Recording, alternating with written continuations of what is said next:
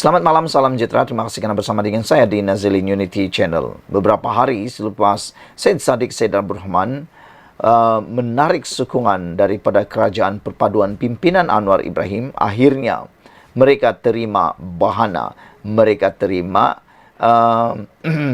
kesan buruknya. Kali ini Amira Aisyah kini diberi kata dua, sertai amanah atau kosongkan kerusi Puteri Wangsa. Dipetik daripada My Metro. Wakil Rakyat Tunggal Parti Ikatan Demokratik Malaysia Muda dalam Dewan Undangan Negeri Dun Johor, Amira Aisyah Abdul Aziz di Puteri Wangsa, diberi kata dua, sama ada menyertai Parti Amanah Negara Amanah atau meletak jawatan sekaligus mengosongkan kerusi berkenan. Timbalan Pengerusi Pakatan Harapan PH Johor, Aminul Huda Hassan berkata, langkah itu perlu berikutan kerusi itu adalah milik PH yang sebelum ini diberikan kepada Amanah.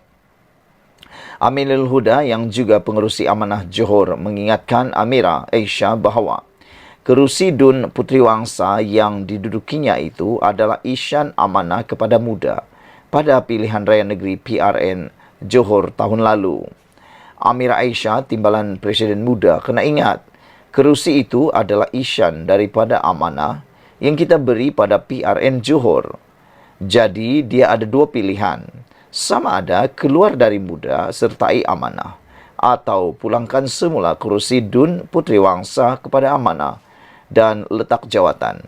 Itulah maruah sepatutnya, kata beliau. Apabila Presiden Syed Saddiq Syed Abdul Rahman bersikap begitu, tarik sokongan kepada PH, dia seolah-olah macam kacang lupakan kulit. Patutnya, dia iaitu Syed Saddiq Syed Abdul Rahman dan Amira Aisyah boleh berfikir, ini kerusi yang kita bagi berdasarkan persefahaman electoral pact, beri laluan kepada muda. Namun dia buat tindakan sedemikian rupa, sepatutnya dia ada maruah, katanya ketika dihubungi. Isnin lalu, muda dilaporkan tidak lagi berada dalam blok pembangkang, iaitu blok pengimbang PH di Johor, selepas memutuskan kerjasama dan keluar daripada gabungan politik itu. Ia susulan Presiden Muda Syed Saddiq Syed Abdul Rahman yang juga ahli Parlimen Muar dilaporkan secara rasmi mengumumkan keluar daripada blok kerajaan untuk menjadi pembangkang sebagai kuasa ketiga. Syed Saddiq berkata, ia sebagai protes terhadap keputusan pembebasan Timbalan Perdana Menteri Datuk Seri Dr. Ahmad Zahid Hamidi yang dilepaskan daripada 47 pertuduhan rasuah, pecah amanah dan pengubahan wang haram sebagai permulaan menormalisasikan rasuah. Semalam, Amira Aisyah yang juga Timbalan Presiden Muda diumumkan bukan lagi duduk dalam blok PH di Dun Johor.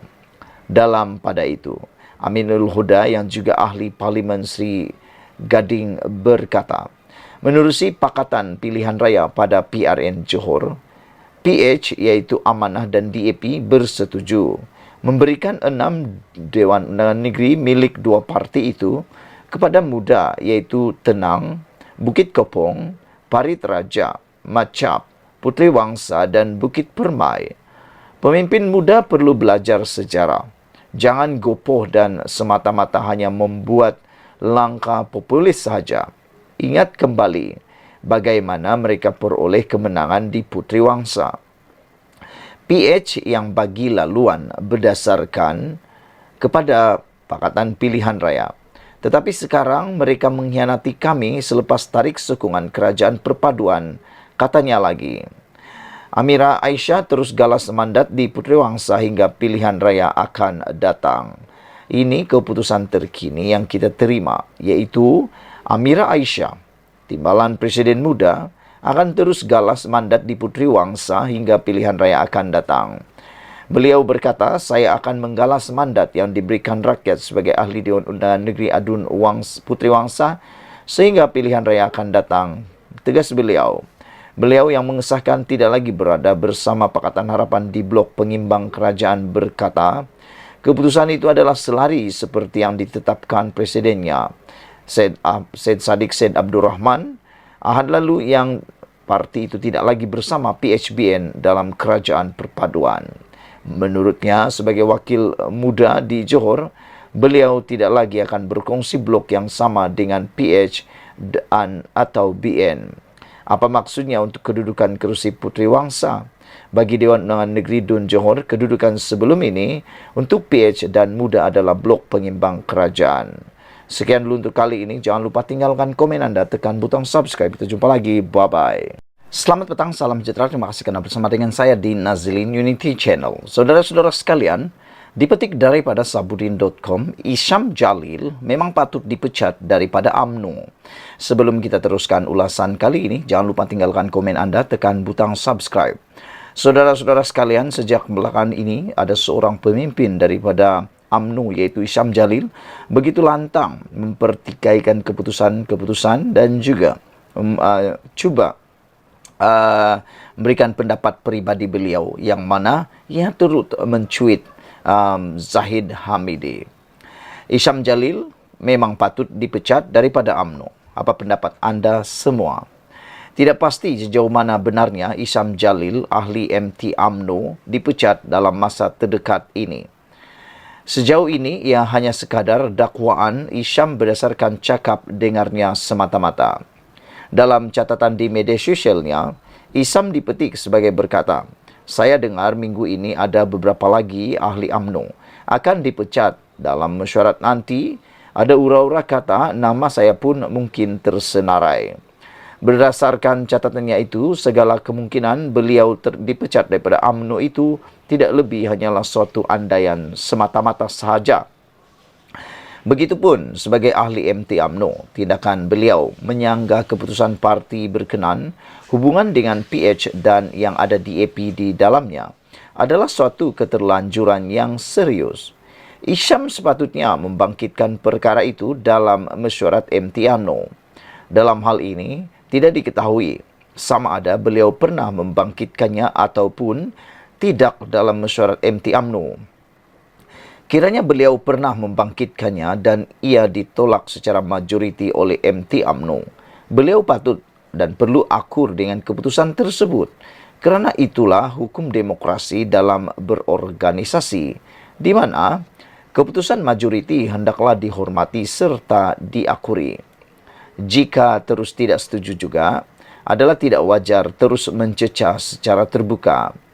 Pilihan seterusnya jika tidak setuju dengan keputusan majoriti ialah meletak jawatan sebagai ahli MT. Pun begitu, jika Isyam tidak pernah membangkitkan isu hubungan UMNO dengan PH, khususnya dengan DAP, di dalam mesyuarat MT Parti, sebaliknya hanya berani bercakap di luar melalui saluran media sosialnya sendiri. Ini bermakna beliau memang secara sengaja mengundang surat pemecatan hadir ke pintu rumahnya.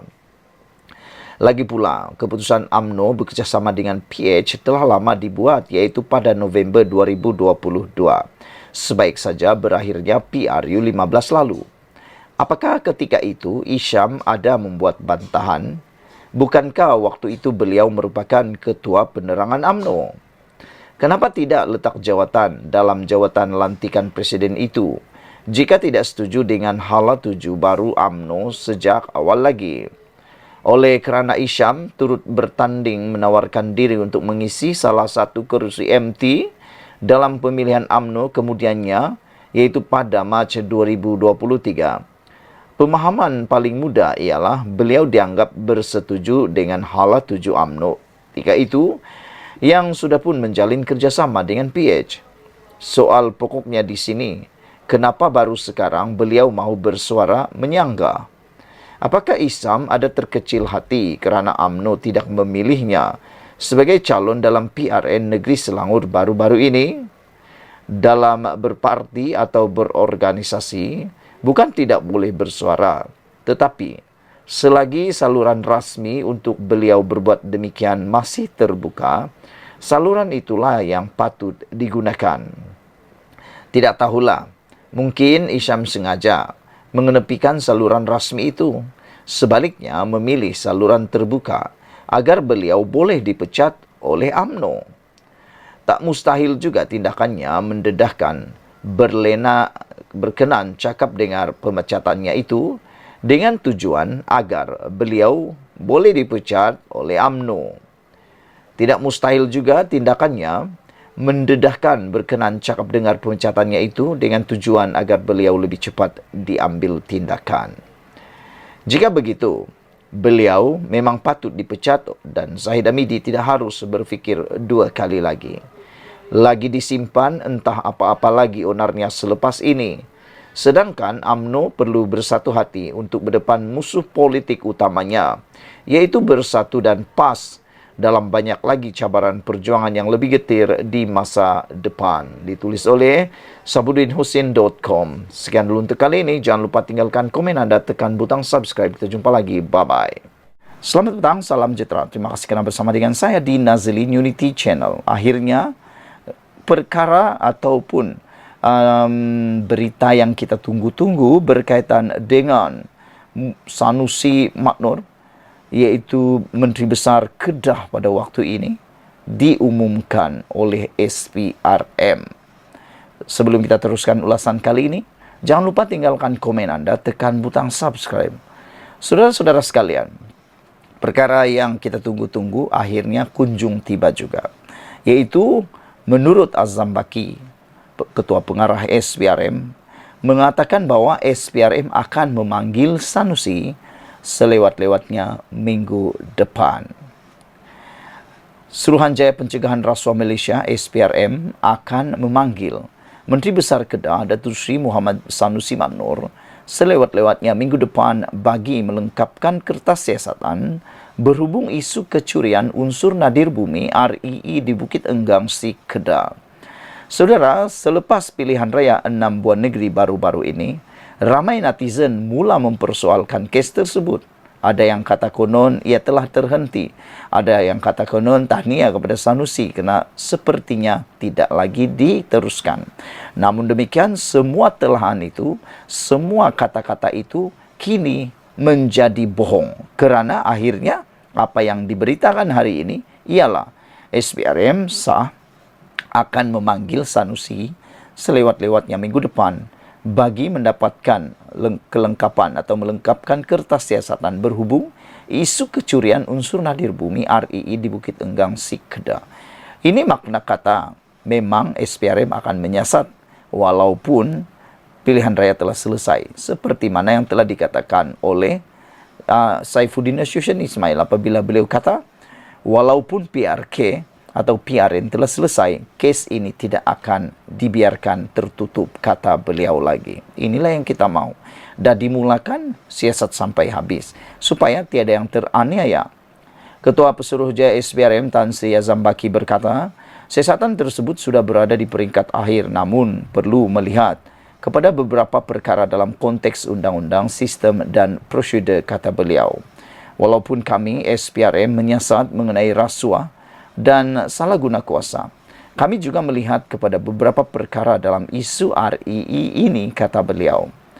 Dengan sistem dan prosedur, tugas kami adalah untuk menasihati kerajaan negeri tentang bagaimana hendak memperbetulkan keadaan. SPRM sedang menyiasat kes ini sebab itulah jadi lambat dan orang ramai bercakap tentang bila nak ambil tindakan, katanya kepada media ketika program Executive Talk bersama pengarang media cetak bahasa Melayu dan bahasa Inggeris di sini pada Isnin. Sinar Harian pada 9 Ogos melaporkan SPRM memperoleh keterangan baru namun masih menangguhkan tindakan memanggil Muhammad Sanusi kerana ingin meneliti maklumat dan petunjuk baru yang diterima.